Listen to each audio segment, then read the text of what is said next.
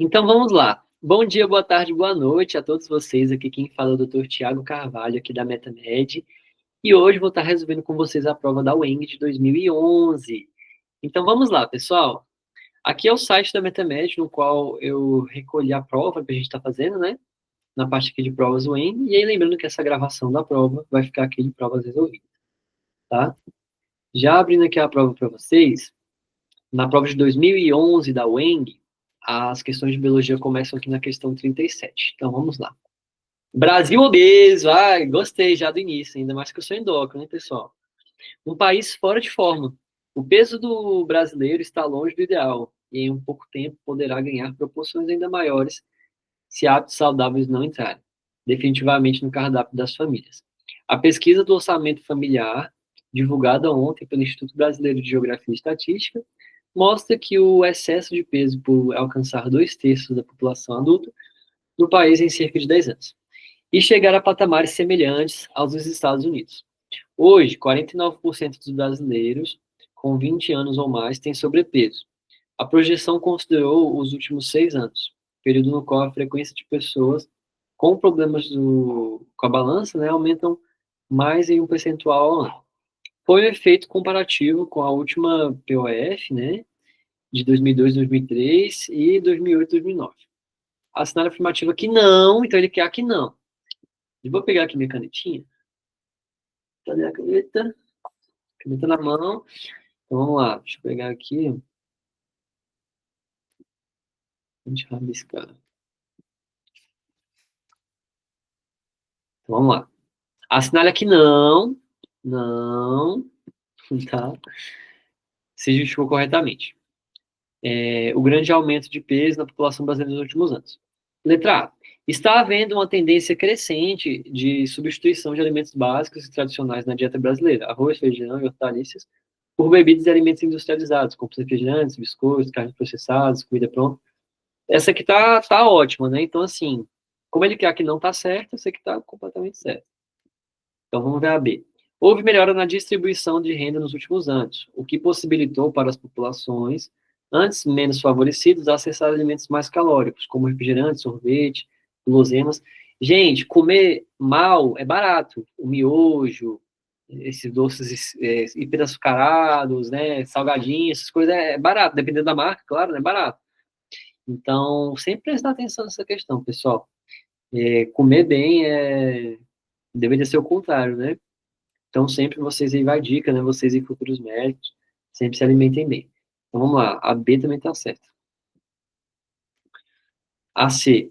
Com a maioria da população brasileira vivendo em cidades e tendo que trabalhar fora, houve um aumento de refeições e lanches rápidos, né? Então, o famoso fast food, né, pessoal? Realmente, os salgadinhos, refrigerantes, fast food, aliado ainda à diminuição de atividade física. Então, a gente trabalha muito, tem pouco tempo, come comida rápida, que está pronto ali na hora, e acaba que geralmente são comidas hiperprocessadas, hiperpalatáveis, que não necessariamente fazem bem para a saúde, né? Então, na D aqui, né, provavelmente deve estar errado, mas vamos ver. Houve um grande aumento nas campanhas de vacinação, grandes melhorias nas áreas de saúde e de educação, além das obras de saneamento básico, que diminuem a incidência de várias doenças na população. Então, pessoal, tem a ver, sim, né, a gente tem o saneamento básico como crucial para a saúde pública, mas aqui ele está falando sobre o quê? Sobre ganho de peso, né, o aumento de peso da população brasileira. Então, não tem muito a ver com o saneamento básico, não. Resposta aqui, então, a errada seria a letra D, tá? Vamos para 38. O ancilostomose, né, o amarelão, né, que é a doença do Jeca Tatu, é uma doença ainda muito disseminada no nosso país, tá? Tendo como agentes patogênicos, né, o Necator americanus e o Ancylostoma duodenalis, né? Então, com relação ao ciclo de vida dos eumintos e a doença causada por eles, podemos afirmar corretamente que... Então, vamos lá, pessoal. Na questão 38, o que ele está querendo dizer? Seu ciclo de vida é heteroxênico, né? O heteroxeno. Seria o quê? Ele teria duas fases. Vamos revisar, pessoal, o ciclo, né? Então, assim, como é que o amarelão ele vem? Né? O Ancylostoma duodenale, ou Necator americano, né? Como até o próprio nome já diz, ele é Ancylostoma duodenale. Então, ele vai parar no duodeno, ou seja, no intestino. Como ele vai parar lá? Né? Acho que tem um desenho assim muito legal, deixa eu botar aqui para vocês. Né?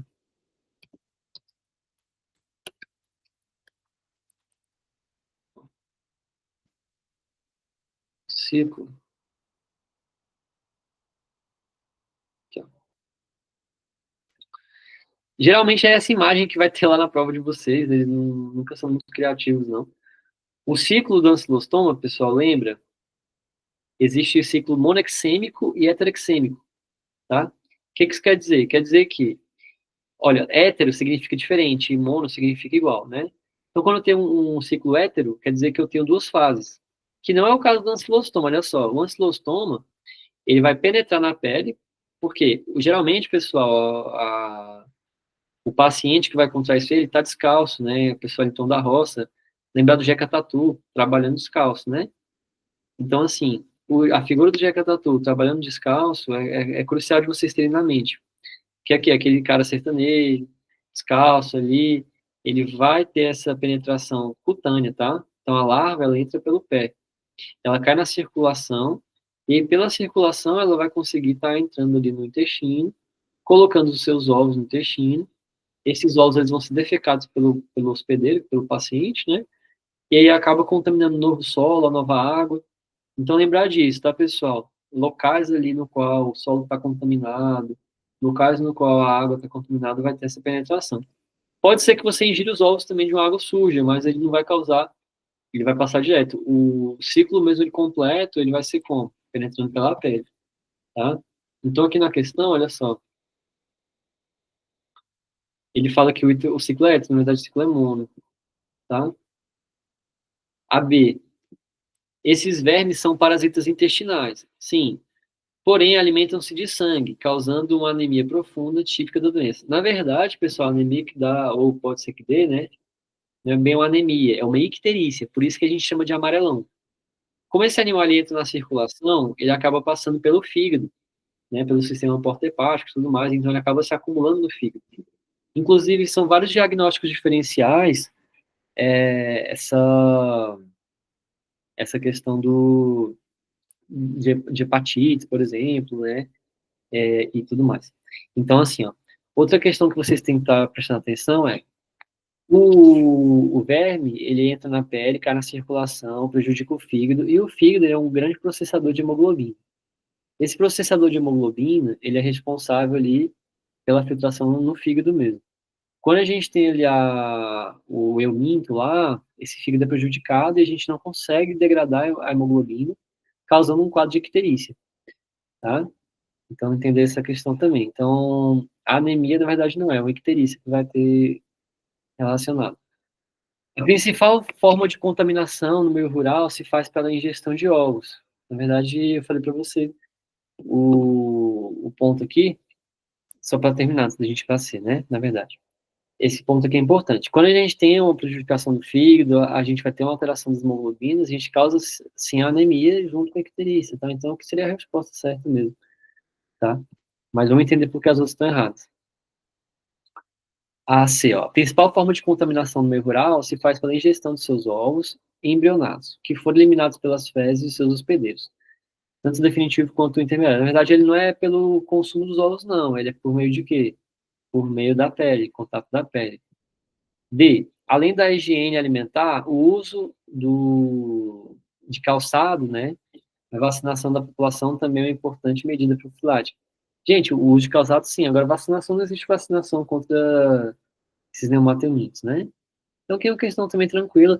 Geralmente, pessoal, esses ciclos de neumatomites e platelmintes, vocês têm que saber as principais doenças, né? Então, o ciclo da lombriga, o ciclo do ancilostoma, né?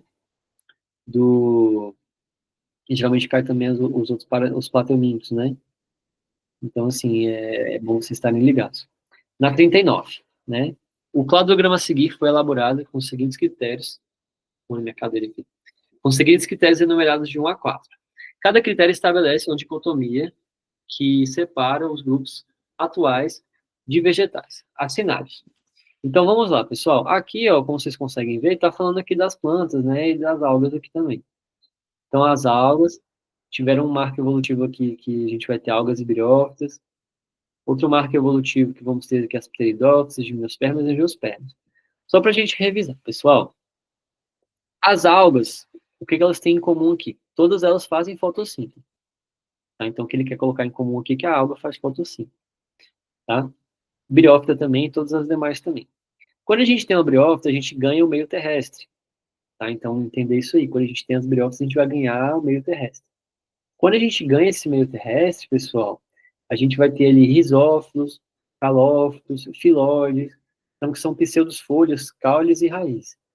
Quando a gente vai para pteridófitas, a gente deixa de ter pseudos e acaba tendo raízes de verdade, folhas de verdade, caule de verdade, mas a gente ainda não tem circulação. Então, lembrar que as pteridófitas, elas têm um marco por ter essas estruturas anatômicas da planta que a gente conhece. Tá? Então, esse é o grande marco. Quando a gente vai ali para a gimnosperma, a grande diferença, né, é a questão também dos vasos, as pteridófitas também é bom sempre a gente lembrar, questão dos vasos condutores, né? Quando a gente chega nas gimnospermas, a gente vai ter a questão das sementes, e nas angiospermas, além de semente, a gente tem um fruto ou uma flor que vai estar envolvida ali também junto com essas sementes, tá? Então, olha o que a questão está falando. No cladograma acima apresentado, não foi utilizado como critério para estabelecer as dicotomias. Então, vamos lá. O que não foi? A presença ou ausência de frutos no quadro. Isso é verdade, porque entre gimnosperma e angiosperma, a diferença que vai ser é o quê? A angiosperma tem fruto e tem flores. Gimnosperma só tem a semente de parecido com os dois. Então, aqui, a A estaria correta. Vamos ver as demais. Ó. A B. A presença ou ausência de clorofila no número 2. Então, pode ser, porque no número 2, na verdade, não é a questão da clorofila, é a questão de quê? É questão de, tipo, se faz ou não fotossíntese, tá bom? Então, seria uma resposta ali que talvez a gente pode marcar, mas vamos ver as outras. A presença ou ausência de vasos condutores, e isso também balançou um pouquinho, né? Porque os vasos condutores, eles vão começar onde? A partir das pteridófitas, né? Então, realmente, se a gente for contar para cá, pteridófita vai ter, algas e briófitas não. D, a presença ou ausência de sementes no 3. Também, né? Vai ser essa divisão entre pteridófita aqui. Eu acho que o que mais teria a ver aqui, realmente, pessoal, seria a clorofila. Tá? Eu marcaria B, embora, se a gente for caçar aqui um pouco, daria até recurso, né? Mas questão de 2011, eu acho que ele quis dizer, na verdade, sobre estruturas e avanços da anatomia que são bem manjados, pessoal. Como eu falei para vocês e repito. Quando a briófita evolui para a pteridófita, a gente tem os vasos condutores. Quando a pteridófita vai para a gimnosperma, o grande marco são as sementes. E quando o gimnosperma evolui para a angiosperma, o grande marco é flores e frutos. Tá certo? Nunca se esquecer disso aí. Ou pelo menos até o vestibular. Questão 40, vamos lá. Na 40, pessoal, é o seguinte: hormônio do crescimento. O que é? É um hormônio que existe em todas as pessoas normais, que é produzido pela glândula hipófise. Então, lembrando, pessoal, que a gente tem adenohipófise e neurohipófise, né? Vamos dar uma revisada nisso, que eu acho importante. Então, é sempre bom a gente lembrar. A gente tem adenohipófise.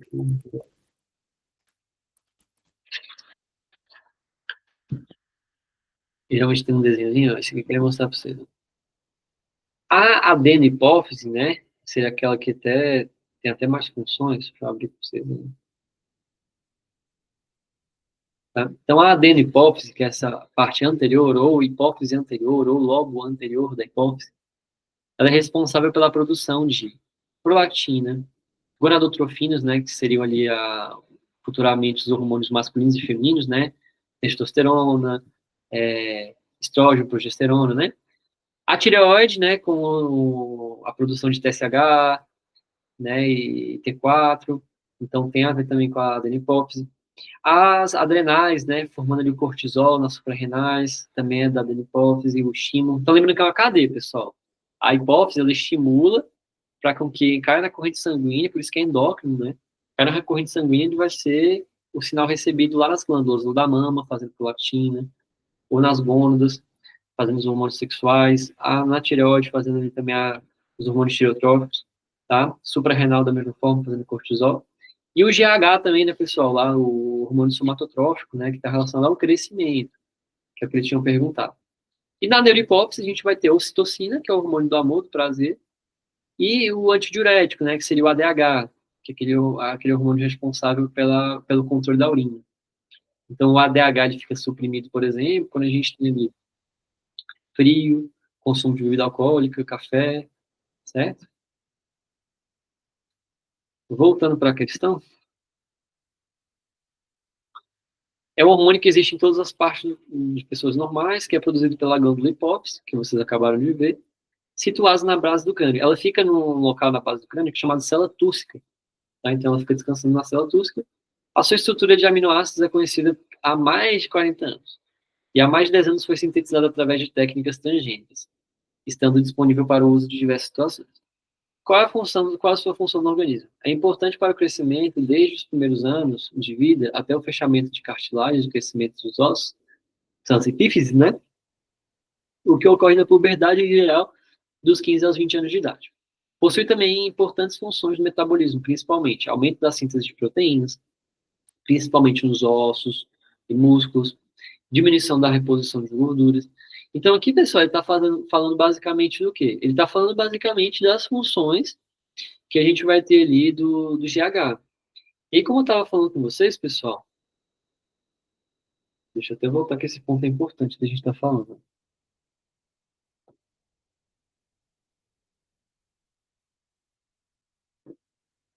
Então, pessoal, é o seguinte, ó. O GH, ele vai ser estimulado lá aonde? Na adenipófise, que é a hipófise anterior, certo? Esse hormônio ele vai ter uma função de quê? Ele vai aumentar a síntese de proteínas, principalmente dos ossos e músculos, por isso que ele está relacionado ao crescimento.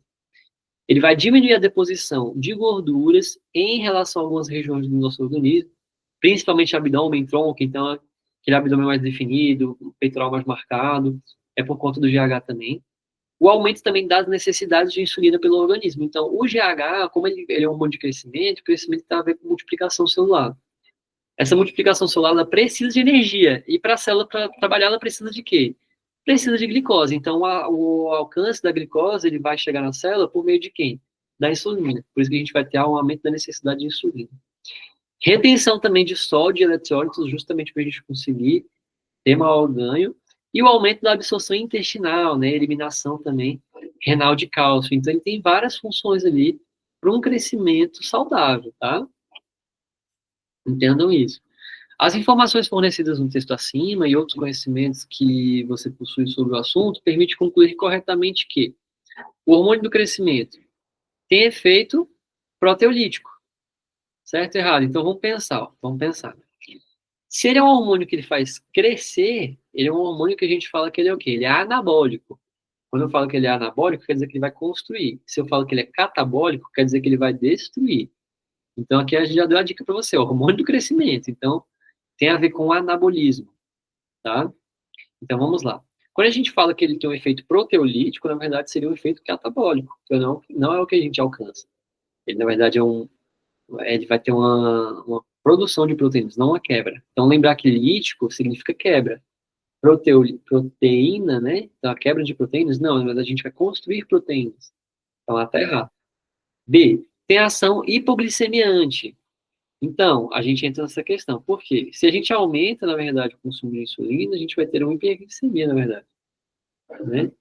A gente vai estar tendo essa reação, essa necessidade de açúcar aumentando. Ele estimula o metabolismo anabólico? Com certeza. Tá?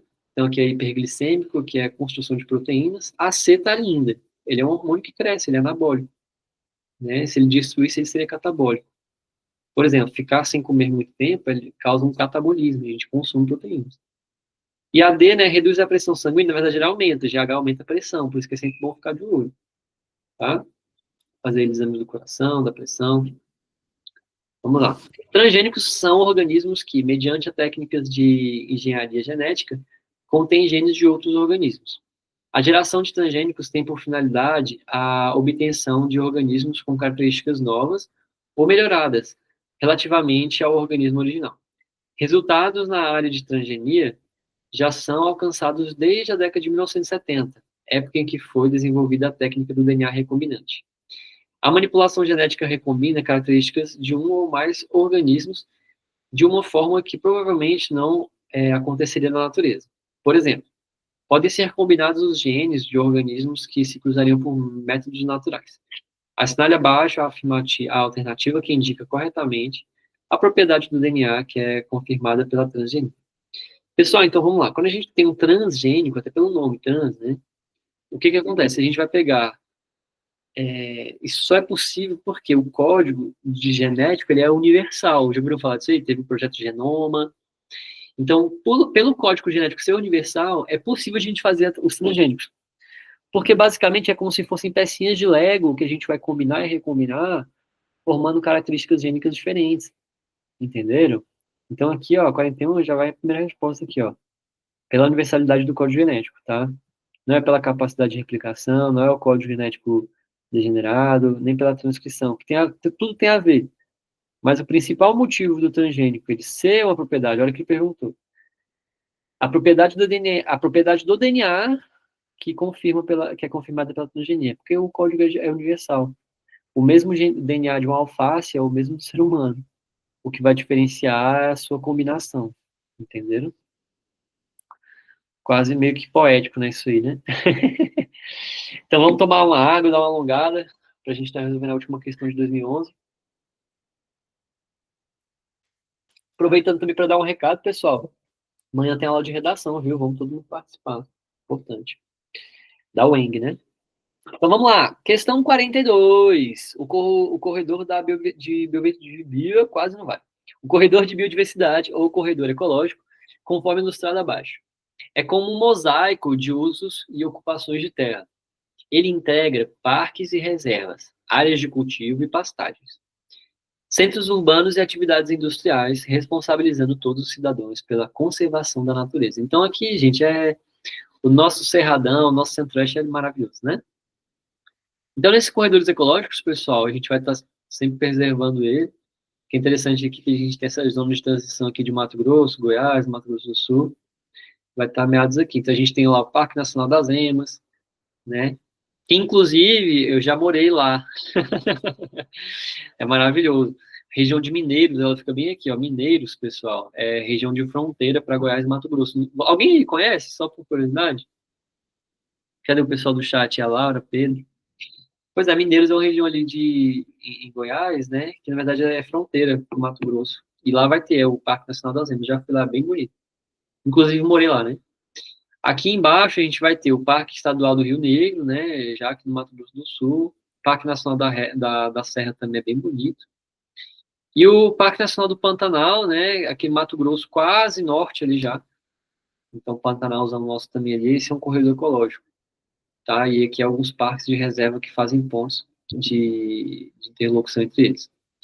É correto afirmar que, dentro das finalidades do corredor da biodiversidade listados a seguir, não se aplica. Então, ele quer uma.